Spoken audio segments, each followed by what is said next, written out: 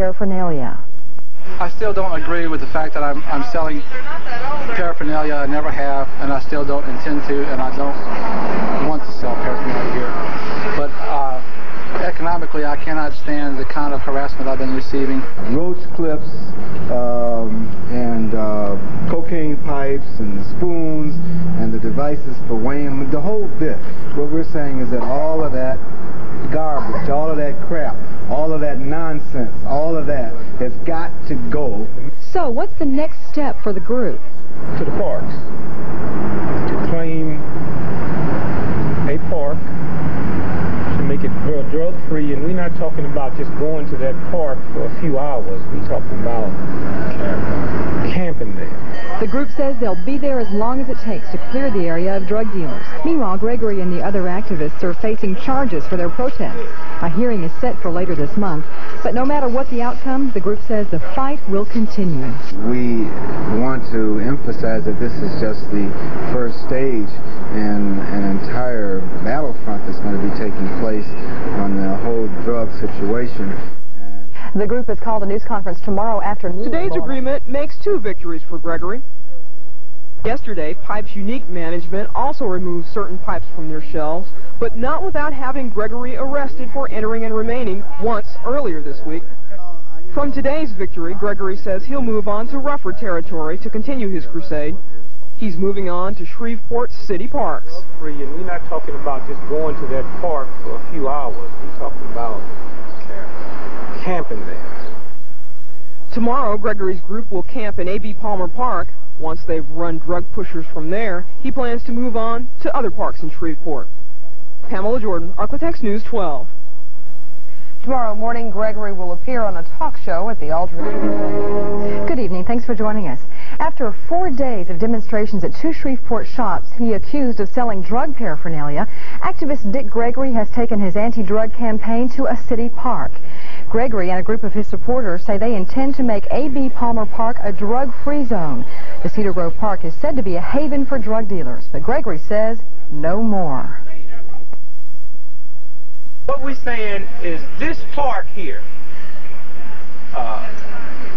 we haven't declared it yet, but we will declare it a drug-free park. What does that mean? That means that no drugs will be sold in this park.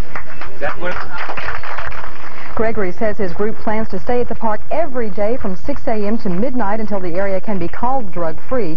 Tents have been set up to protect the group from the weather. Gregory says he hopes to reclaim the park from the drug dealers before the 4th of July. Mission accomplished. Those were the words of founder Jerry Falwell as he announced the end of the moral majority. Falwell told a group of religion news writers in Las Vegas today that he is disbanding the group after more than 10 years because it's no longer needed. The Chinese government has intensified its efforts to round up workers and students who helped lead pro-democracy protests. TV news broadcasts in China showed dozens of people being arrested and questioned by police in various cities. Many looked as if they'd been beaten. Meanwhile, China has ordered the arrest of prominent dissident Feng Lizhu, who is staying at the U.S. Embassy. And in Hong Kong, residents have long enjoyed the freedoms and economic prosperity provided by their democratic system. But with the former British colony scheduled to revert to Chinese control, residents are afraid that events in Beijing will be repeated on their streets. Martin Fletcher has more. It's easy to take freedom for granted, which the people of Hong Kong did. No more. The freedom that Hong Kong cherishes is in danger. That's the message here. The speaker calls out, do not trust the leaders in Beijing. If they can massacre their own people, what will they do here when they take over in 1997? The students want to make Hong Kong residents aware of the threat to their democracy. Some people would guess that maybe China would start to intervene again into Hong Kong, not openly, but perhaps secretly. The students here are so unused to political action, they don't know any of the words they're asked to sing. It's the Internationale, anthem of international communism. But these are young capitalists in one of the world's bastions of capitalism. All they want is to continue their present way of life after Britain relinquishes control of its colony to China in 8 years. We think that we will lose the freedom for big ones. That is the freedom of speech, freedoms of religion, freedom from fear, and freedom from war. So they mourn the dead in Beijing, mourn the arrests and what they call the spreading terror in China, and fear for their own futures. The people of Hong Kong long clung to the belief that Hong Kong's future is separate from China's. But the massacre and the repression changed all that.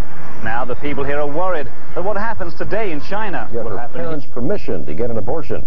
Tonight on Night Watch Telepoll, 55% of you think young girls should get their parents' permission before having an abortion, while 45% of our telepoll callers think the decision is up to the girl, not up to her parents.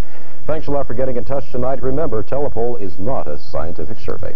And that's it for Night Watch. Thank you for joining us. Johnny is next, and we'll see you back here tomorrow at 6 and 10. Good night.